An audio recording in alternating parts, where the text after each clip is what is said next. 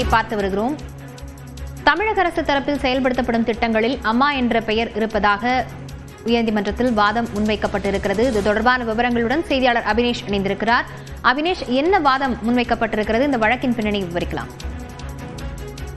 தமிழ்நாடு அரசின் சார்பில் உங்களுடன் ஸ்டாலின், நலம் காக்கும் ஸ்டாலின் ஆகிய திட்டங்களில முதலமைச்சர் மு.க. ஸ்டாலின் பெயர், அவருடைய புகைப்படம், அதே போல முன்னாள் முதலமைச்சர் கருணாநிதி ஆகியோருடைய புகைப்படங்கள் இடம்பெறுவதாக அதிமுக தொடர்ந்த வழக்கில் சென்னை உயர்நீதிமன்றம் அதற்கு பயன்படுத்த தடை விதித்திருந்தது.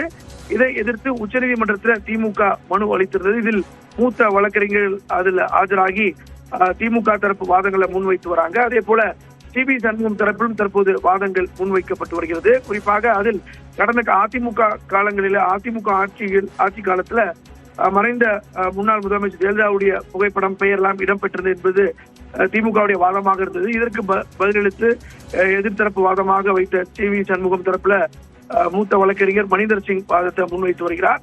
குறிப்பாக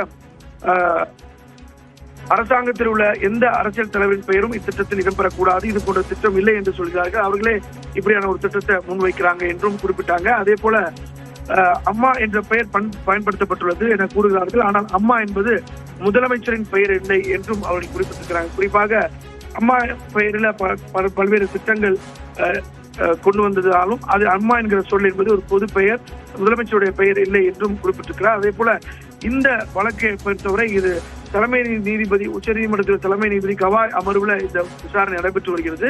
அதுல அவரும் கருத்து தெரிவித்திருக்கிறார். குறிப்பாக அம்மா மீன்ஸ் மதர் அப்படிங்கிற அந்த வார்த்தையும் அவர் குறிப்பிட்டிருக்கிறார். அரசியல் தலைவர்களின் பெயர்களை பயன்படுத்தக்கூடாது என எங்கு குறிப்பிடப்பட்டுள்ளது என்று காட்டுங்கள் எனவும் சிவி சண்முகம் தரப்பிற்கு தலைமை நீதிபதி அறிவுறுத்தியிருக்கிறார்.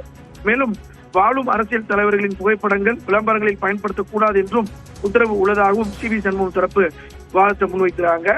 பாப்புலர் பெயர் அல்லது உண்மையான பெயரில் பல திட்டங்களை செயல்படுத்தப்பட்டுள்ளது.